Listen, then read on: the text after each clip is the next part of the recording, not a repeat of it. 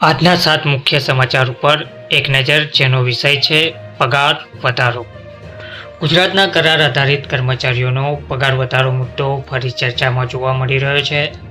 રાજ્ય સરકારના કર્મચારીઓ માટે મોંઘવારી ભથ્થા ડીએ વધારાની અપેક્ષા જોવા મળી રહી છે. આંગણવાડી કર્મચારીઓ અને સહાયકોના પગાર વધારાનો મુદ્દો ફરી ગરમાયો. આંગણવાડી કર્મચારીઓ અંગે હાઈકોર્ટના ચુકાદાનો મુદ્દો પણ મહત્વનો બન્યો છે.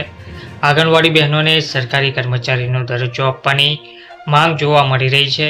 આંગણવાડી કર્મચારીઓ માટે પેન્શન અને નિવૃત્તિ લાભોની માંગ પણ ઉઠાવવામાં આવી રહી છે. પગાર વધારો નહીં થાય તો આંદોલનની ચેતવણી પણ આપવામાં આવી છે. નમસ્કાર મિત્રો, આપ જોઈ રહ્યા છો અમારી YouTube channel Gujarat jobs and news.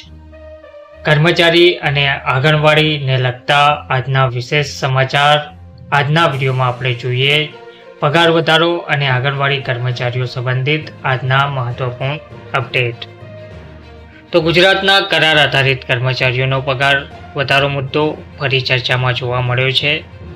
ગુજરાતના લાખો એવા વિવિધ વિભાગોમાં કામ કરતા, ગુજરાત રાજ્યના વિવિધ વિભાગોમાં વર્ષોથી કામ કરતા કરાર આધારિત કર્મચારીઓ જેમનો પગાર વધારો અને સમાન કામ માટે સમાન વેતનની માંગ કરી રહ્યા છે. કર્મચારીઓનું કહેવું છે કે મહેનતથી સતત વધી રહી છે, મહેનતમાં સતત વધારો થઈ રહ્યો છે, પરંતુ વેતન વર્ષોથી સ્થિર રાખવામાં આવ્યું છે. સરકાર સાથે થયેલી બેઠકોમાં હકારાત્મક ચર્ચા થઈ હોવાની માહિતી પણ મળી છે, પરંતુ હજુ સુધી સ્પષ્ટ જાહેરાત કરવામાં આવી નથી. તો કરાર આધારિત કર્મચારીઓ માટે જે પગાર વધારાનો જે મુદ્દો છે તે ફરી ચર્ચામાં જોવા મળ્યો છે અને તેમનું કહેવું છે કે ગુજરાત રાજ્યના જે વિવિધ વિભાગોમાં વર્ષોથી કામ કરે છે તેવા કરાર આધારિત કર્મચારીઓનું પગાર વધારા મુદ્દે કહેવું છે કે અમે સમાન કામ કરીએ છીએ તો સમાન વેતનની આશા પણ રાખી રહ્યા છે, તે માટે માંગ કરી રહ્યા છે.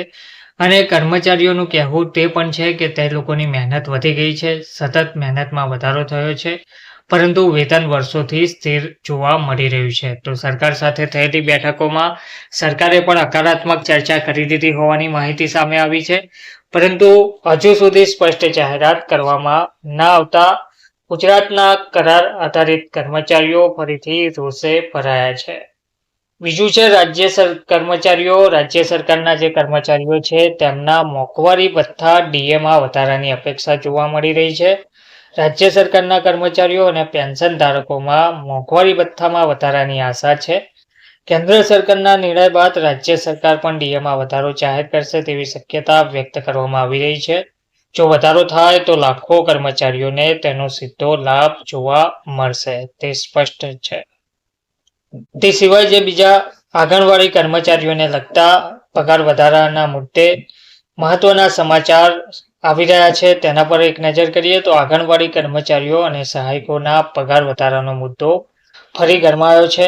ગુજરાતમાં કામ કરતી આંગણવાડી કાર્યકર બહેનો અને સહાયિકા બહેનો લાંબા સમયથી પગાર વધારો, માનદ વેતનમાં સુધારો અને સામાજિક સુરક્ષાની માંગ કરી રહી છે. હાલ મળતું વેતન મહેનત પ્રમાણે અપૂરતું હોવાનું કર્મચારીઓ જણાવી રહ્યા છે. એટલે કે આંગણવાડી કાર્યકર્તાઓ અને સહાયિકાઓ પગાર વધારા અંગે લાંબા સમયથી માંગ કરી રહ્યા છે. તેમના માનદ વેતનમાં સુધારો અને સામાજિક સુરક્ષાની માંગ પણ તેમને કરી છે. હાલ જે વેતન તેમને મળી રહ્યું છે તે મહેનત પ્રમાણે ખૂબ જ ઓછું છે તેવું તેમનું કહેવું છે અને તેમને કાયમી કર્મચારી ગણવામાં આવે તેવી પણ તેમની માંગ જોવા મળી રહી છે. આંગણવાડી કર્મચારીઓ અંગે હાઈકોર્ટના ચુકાદાનો મુદ્દો પણ હવે મહત્વનો બની ગયો છે. આંગણવાડી કર્મચારીઓના હક, વેતન અને સેવાના લાભોને લઈને ગુજરાત હાઈકોર્ટ દ્વારા અગાઉ પણ મહત્વપૂર્ણ ટિપ્પણીઓ કરવામાં આવી છે. કર્મચારી સંગઠનોનું કહેવું છે કે આ ચુકાદા અનુસાર સરકારને યોગ્ય પગાર અને લાભો આપવા જોઈએ. આ મુદ્દે સરકારના આગામી નિર્ણય પર સૌની નજર જોવા મળી રહી છે. હવે આંગણવાડી કર્મચારીઓ માટે ગુજરાત હાઈકોર્ટ દ્વારા પણ મહત્વનો ચુકાદો આપી દીધો છે, એટલે કે તેમના વેતનમાં વધારો જાહેર કરવાની સ્પષ્ટપણે આદેશ આપી દીધો છે. 24,800 જેટલો પગાર આંગણવાડી કાર્યકર અને 20,300 જેટલો પગાર આંગણવાડી તેડાગરને ચૂકવવાનો આદેશ આપી દીધો હોવા છતાં હજુ સરકાર દ્વારા કોઈ નિર્ણય ના લેવાતા આંગણવાડી બહેનો રોષે ભરાયા છે અને તેમના હક, વેતન અને સેવાના લાભોને લઈને ગુજરાત હાઈકોર્ટે કરેલા આદેશ મુજબ કર્મચારી સંગઠનોનું કહેવું છે કે આ જે આદેશ કરવામાં આવ્યો છે તે અનુસાર સરકારને યોગ્ય પગાર અને લાભો આપવા જરૂરી છે. હવે આ મુદ્દે સરકાર આગામી નિર્ણય શું લેશે તેના પર સૌની નજર હાલમાં જોવા મળી રહી છે. આંગણવાડી બહેનોને સરકારી કર્મચારીનો દરજ્જો આપવાની માંગ પણ કરવામાં આવી રહી છે.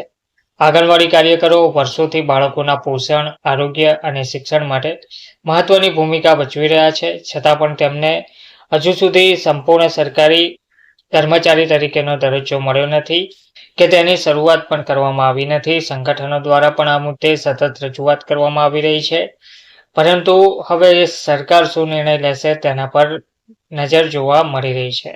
આંગણવાડી કર્મચારીઓ માટે પેન્શન અને નિવૃત્તિ લાભોની જે માંગ છે તે વિષય પર આંગણવાડી બહેનો માટે નિયમિત પેન્શન, પીએફ અને નિવૃત્તિ લાભો આપવામાં આવે તેવી માંગ ઘણા લાંબા સમયથી ઉઠવા પામી છે.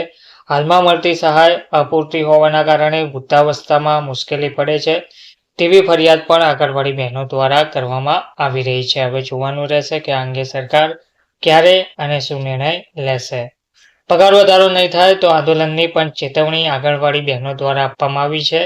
એટલે કે લાંબા ગાળાની માંગ પછી પણ હજુ સુધી પગાર વધારો ના કરવામાં આવતા આંગણવાડી બહેનો રોષે ભરાયેલા છે અને હજુ પણ જો પગાર વધારો નહીં કરવામાં આવે તો આંગણવાડી બહેનોનું કહેવું તેવું છે કે આંદોલનની ચેતવણી તેમને આપવામાં આવી છે. આંગણવાડી બહેનો દ્વારા આંદોલનની ચેતવણી આપવામાં આવી રહી છે. પગાર વધારો નહીં થાય તો આંદોલનની ચેતવણી આપતા આંગણવાડી અને અન્ય કરાર આધારિત જે કર્મચારીઓ છે તે પણ આમાં જોડાયા છે અને આંગણવાડી અને કરાર આધારિત કર્મચારી સંગઠનો દ્વારા ચેતવણી પણ આપી છે કે જો ટૂંક સમયમાં પગાર વધારા અંગે સ્પષ્ટ નિર્ણય નહીં લેવાય તો રાજ્યવ્યાપી આંદોલન કરવામાં આવશે. તો કર્મચારીઓ અને આંગણવાડી બહેનો સાથે જોડાયેલા આ મુદ્દાઓ પર સરકાર શું નિર્ણય લેશે તે હવે જોવાનું મહત્વપૂર્ણ રહેશે. તેના પર હવે સૌની નજર જોવા મળી રહી છે.